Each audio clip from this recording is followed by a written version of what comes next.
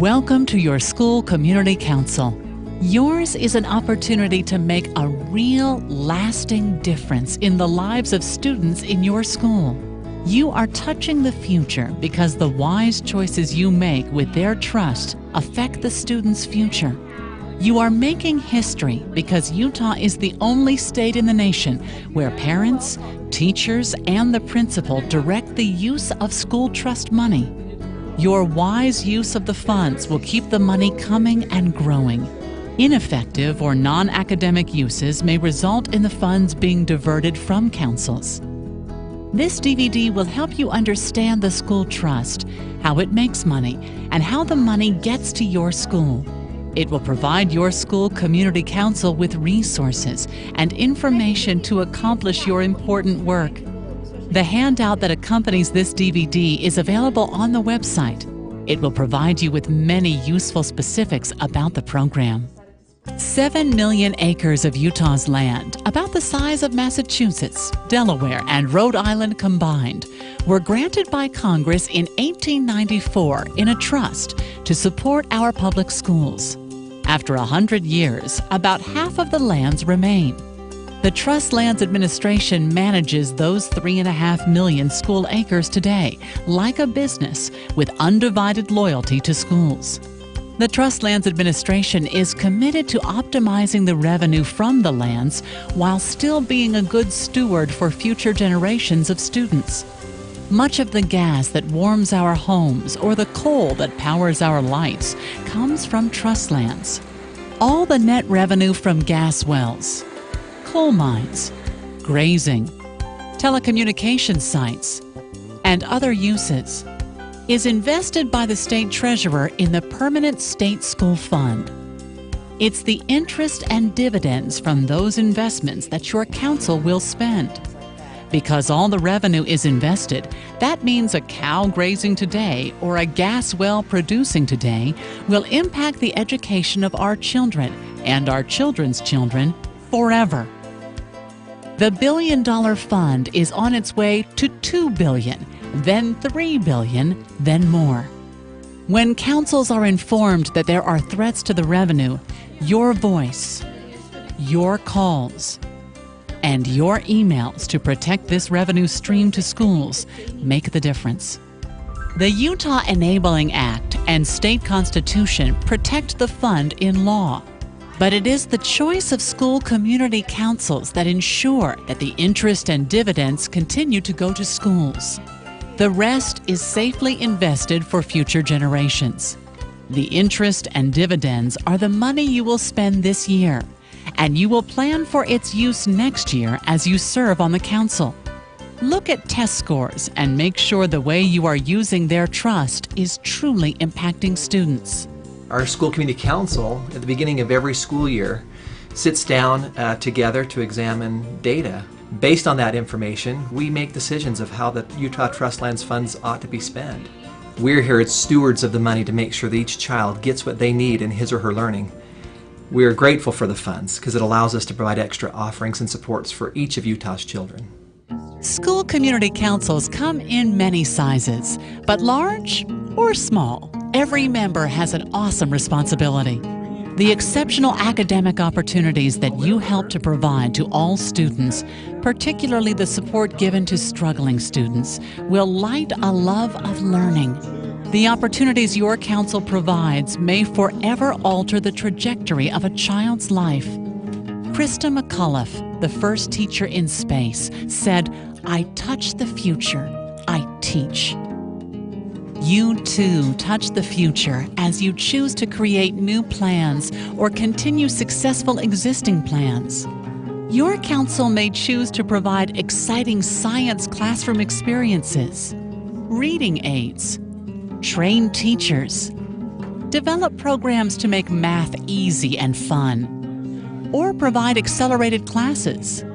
The programs your council creates may help your school inspire another Philo Farnsworth, the inventor of TV from Utah, or David Evans, a Utahn who pioneered computer graphics, another woman governor like Olene Walker, or another entrepreneur like Larry Miller, who kept the jazz in Utah, applying his public school education and hard work. I love being a parent on these different committees. I feel like it's probably one of the best ways I can help my kids directly.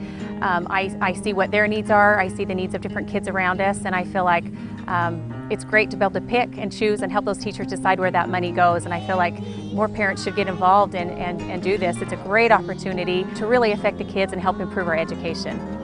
Whether you are a parent or staff member, you were elected by your fellow parents or school employees.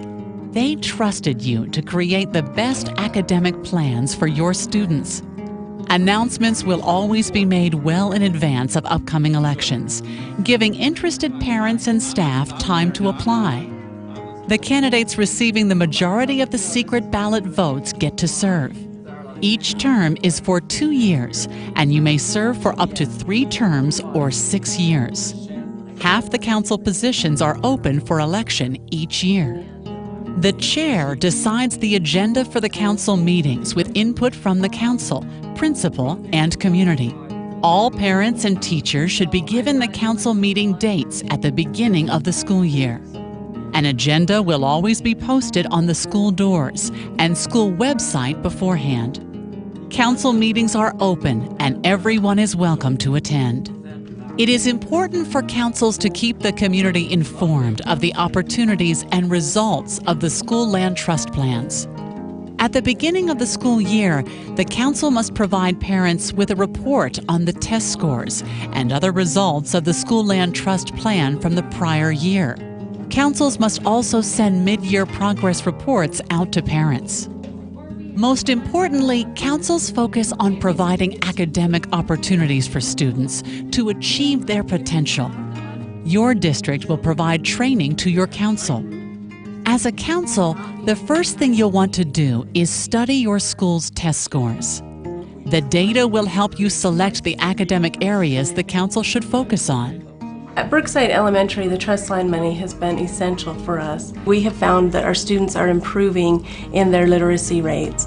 We've been tracking and documenting data to see if our programs are making a difference for students. Every school will create an overarching school improvement plan. Your council will discuss many aspects of your school as you develop and focus your school improvement plan on what matters most. The plan will focus on specific steps to improve in academic areas where test scores are low. The school improvement plan also may include non-academic aspects of the school that are important, like school safety, school climate, and behavior. The school improvement plan is your council's big picture plan. Other plans that the council creates should be a consistent part of this big picture. The trust land money is important to Utah schools because our schools are lacking in funding in general, and usually the funding is earmarked for certain things. Like if it's textbook money, you have to use it on textbooks. If it's for technology, you have to use it on technology. But this funding is based on your school improvement plan, so you can target areas that need improvement, but maybe there isn't any funding specifically to help it, and this funding can be right there to help it. Each council will create a school land trust plan with their share of funds from the investment of the state school fund.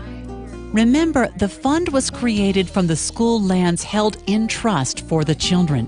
As you create the school land trust plan, be sure to focus only on academic needs identified in your school improvement plan. Your school land trust plan must be academic and directly impact the instruction of students. You will be discussing and ultimately selecting the very best use of the money to improve student academic performance in your school. You may choose to create a new plan or decide to continue a prior multi-year plan if the test results show the plan is working. The trust lands money is very important to Utah kids.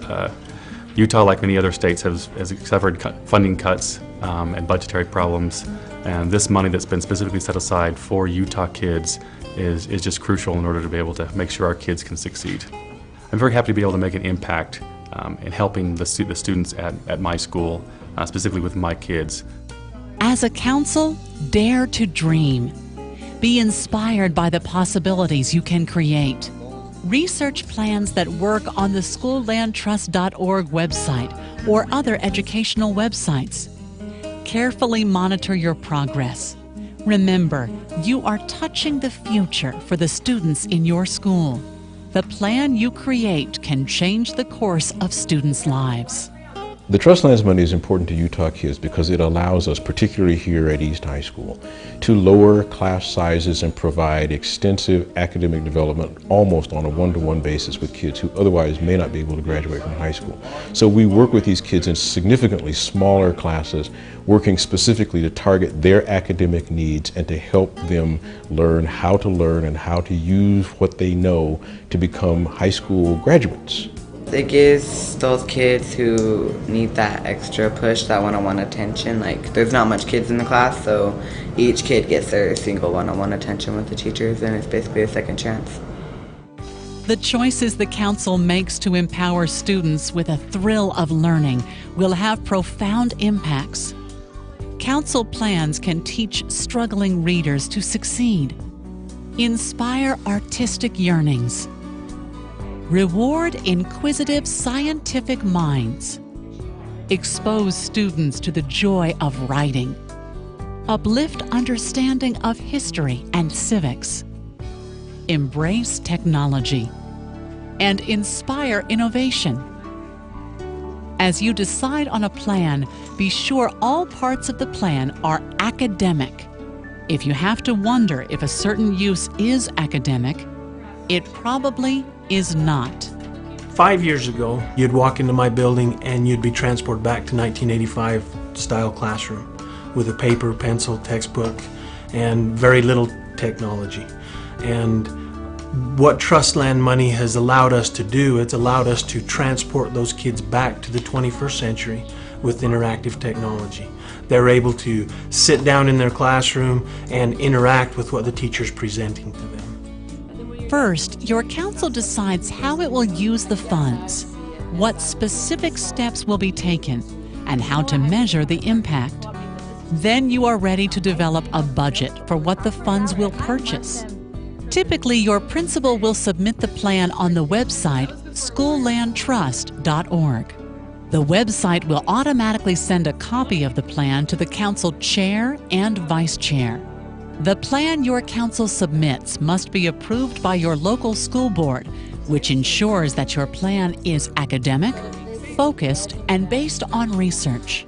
As a council, be sure to carefully follow your plan and get updates on its progress and effectiveness. In other words, be sure the whole plan is implemented. If circumstances change, your council may amend the plan with approval from your local school board. It is important for you to inform your community on how the funds were used and their impact on students. It's very important that their legislators understand how important they believe this money is in providing them the right to affect their students' education with money that comes from school trust lands. And some legislators don't understand it, and the more they can educate them, the better. The more chance we'll have of protecting this money in the future for that purpose. There's a wealth of information available at schoollandtrust.org. You can view materials other schools have developed. There are timelines and checklists so that you don't forget anything. You can see the funds your school has received in prior years and how those funds were used. You can view the estimated funding your school will receive for next year. You will even find your name listed as a council member. To receive information and alerts, be sure your email address is correctly listed, though it is not viewable by the public. From the website, you can also find the policymakers who represent you and how to contact them so you can keep them informed about the work of your council and the progress of your students. Letters, calls, and invitations to the school keep legislators supportive of the funding coming to your school. Be sure that after this DVD is viewed, all members of the Council receive a copy of the handout that provides you with information you will need to implement this program. You can see that a Council has many responsibilities, but remember, you may form subcommittees or task forces of Council members and non-Council members who may concentrate on specific plans and report back to the Council for adoption. Your principal or district may help the Council. Teachers and district or service center specialists may also help. You will also find much useful information on the School Land Trust website. Let's review the steps. 1. Elect a council. 2. Elect a chair and vice chair or elect co-chairs. 3. Study school test scores with input from teachers and the principal. 4. Focus on the academic areas where scores are lowest. 5. Create a school improvement plan. 6. Create or continue a successful existing School Land Trust plan to make the biggest improvement in student academic performance. 7. Create the other plans your council is responsible for. 8. Measure progress throughout the year. And 9. Keep parents, teachers, and the community informed mid-year and at the beginning of the next school year. I don't know what our school would do without the money that we have received from the trust land. As I look around our school, every student, every teacher, and every classroom has benefited from the money that we have received from the trust land. We dare you to dream. Be inspired by the possibilities you can create for children. Touch their future. They are worthy of dreams coming true with the opportunities your council created with their trust.